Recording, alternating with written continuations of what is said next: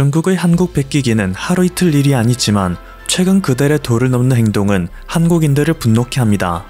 작년까지 중국의 조선족은 저취시가무라는 예능에 출연하여 한국의 아리랑과 각종 민속춤을 중국 소수민족의 전통이라고 주장하는 황당한 모습을 보였죠.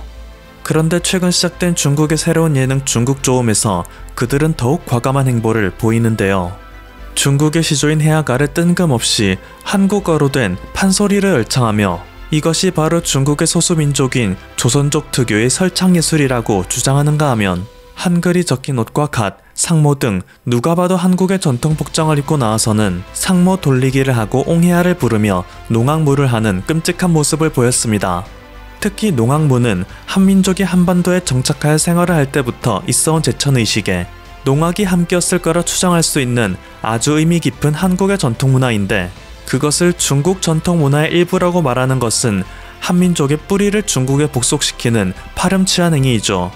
그리고 이 프로그램의 공식 SNS에서는 어떤 중국 문화가 외국에서 기원한 것으로 오해받고 있는지 라는 멘트를 프로그램 홍보에 사용함으로써 대놓고 한국에 대한 도발을 하는 행보를 보입니다.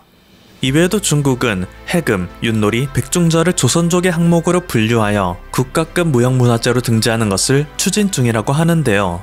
중국은 해금과는 비슷한 형태이지만 얼후라는 별도의 악기가 존재하고 윷놀이는 각종 역사서에 분명히 부여의 전통놀이라고 명시되어 있으며 백중절은 한국에서도 도시 사람들에게는 낯설 수도 있으나 오늘날의 한국 농촌에서마저 흔히 볼 수 있는 세시풍속으로서 중국 땅에서는 전혀 흔적조차 찾을 수 없는 전통문화임에도 그들은 단지 조선족이라는 연결고리 하나만으로 모두 자신들의 문화라고 박박우기는 상황입니다. 심지어 한국이 각종 국제행사를 진행할 때 자주 선보이는 전통문화인 사자춤마저 중국 네티즌들은 한국이 또 중국의 문화를 자기네들 문화라 우긴다며 여론몰이를 하고 있는데 대체 자신들의 역사서나 제대로 찾아보고 이러한 주장을 펼치는지 의문이 들 따름입니다. 이쯤 되면 그저 한국의 것이다 하면 원래 중국의 것이라고 생각하는 것이 당연하고 일단 우기기만 하면 그것이 진실이 되는 것 마냥 믿는 것 같은데요. 베이징 올림픽을 앞둔 시점이기에 그들의 행보는 더욱 거침없어지는 듯한 모양입니다. 중국의 국민 가수와 역대 메달리스트가 등장하는 베이징 올림픽 홍보 영상에는 한복을 입은 무용수들이 등장하여 춤을 추고 그 가운데에서는 상모 돌리기를 합니다. 이 두 가지에 대한 동북공정은 워낙 다방면에 걸쳐 오랫동안 해왔던 것이기에 중국이 또 중국했구나 라는 생각이 들며 넌더리가 나는데 지난 31일 공개된 2022 베이징 동계올림픽 공식 웨이버에는 시상식 도우미 의상이 공개됐고 이것 역시 큰 논란이 되었죠. 중국 전통문화 요소를 넣은 3세트를 완성시켰다며 빨간색과 파란색을 사용하고 소매 끝에 옷깃, 부채는 흰색이라는 단아한 특징을 지닌 의상이었습니다.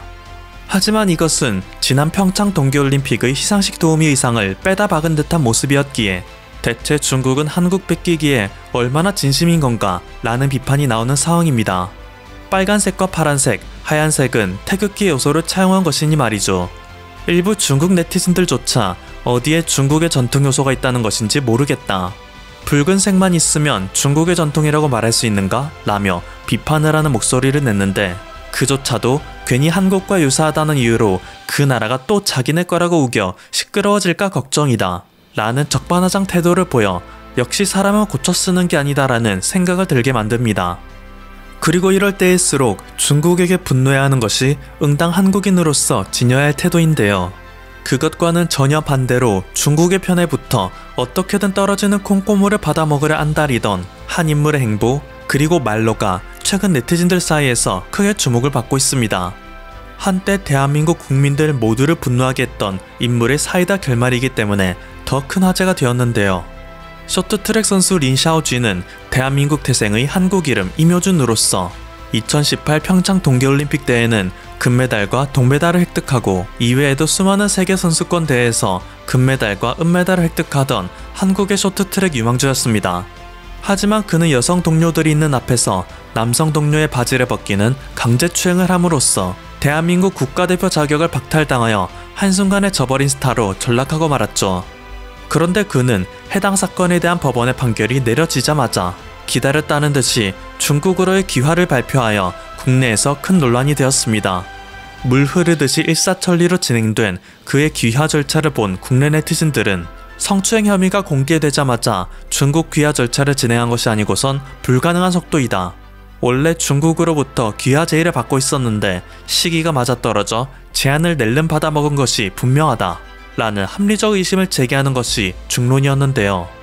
과거 저희 채널의 영상을 시청하셨던 분이라면 알고 계실 결말이지만 그는 모든 것을 버리고 중국으로 귀화했음에도 국가대표로는 선발되지 못하는 결론을 맞았다 라는 것이 우리가 알고 있던 가장 최신의 소식이었습니다.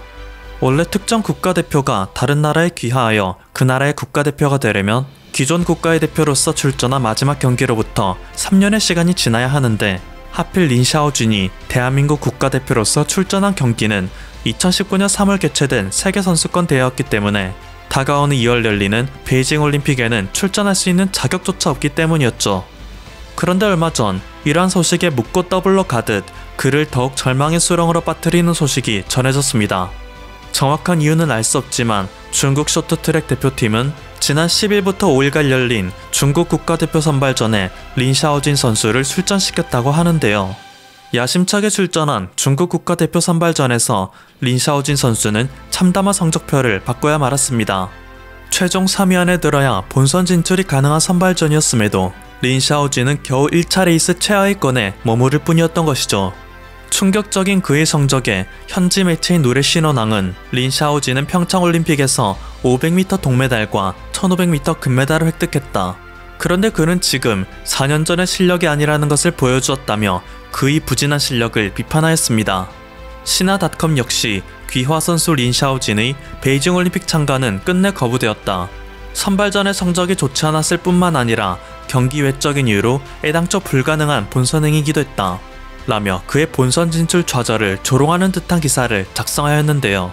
린 샤오진의 귀화를 제안해놓고서도 지금 와서는 그를 조롱하는 중국의 여론에 한 국내 네티즌은 다음과 같은 추론을 내놓아 가장 설득력 있는 시나리오라는 평가를 받고 있습니다. 린 샤오진의 3년 제한이 풀리지 않아 중국 국가대표가 될 수 없다는 것은 명백한 사실입니다. 하지만 그가 상황을 타개할 수 있는 두 가지 방법은 남아있었습니다.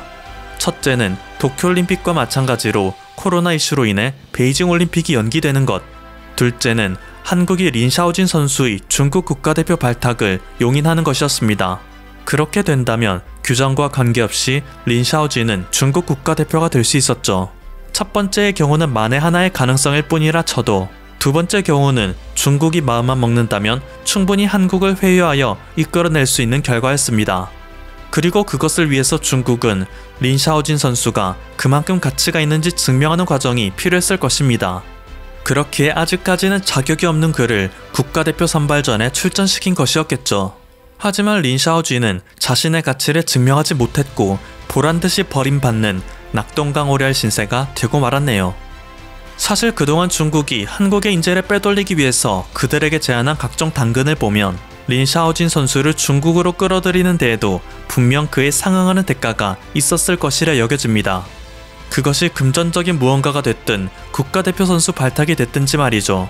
자신의 모든 것을 버리고 온 국민의 욕을 먹음에도 그것을 상쇄시킬 수 있을 정도로 린 샤오진을 꿰어낼 수 있는 무언가를 중국 공산당은 분명히 제안했을 것으로 보이지만 어찌됐든 결과만 보면 여태까지 중국으로 넘어갔던 대부분의 한국 기술 인재들이 그러했듯 중국은 자신들에게 더 이상 필요없는 인물이라 판단될 시 단숨에 뱉어버리는 감탄고토의 정신을 보였습니다.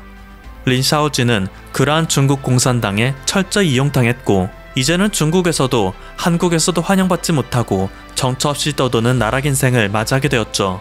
사실 한국을 배신한 토종 한국인이 아니더라도 뼛속까지 중국인임에도 아주 먼 옛날 한국과의 연이 있다는 이유로 한민족을 통째로 중국에 바치려는 동북공정의 앞잡이 조선족 역시 최근 중국으로부터 내팽개쳐지는 아름다운 결말을 맞이하게 됐는데요.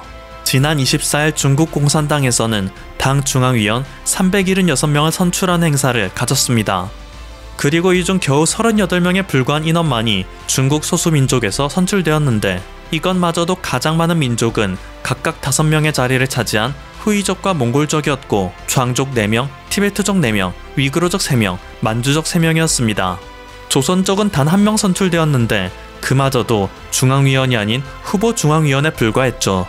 조선족은 중국 내부에서도 가장 먼저 자치주가 되었으며 자신들이 항미원조라 불리는 한국전쟁 때에는 선봉장으로 나서 동족 상잔의 비극에 앞장설 정도로 중국 공산당에게 충성을 다하였는데 중국은 이러한 그들을 철저히 무시하는 행보만 보일 뿐인 것입니다.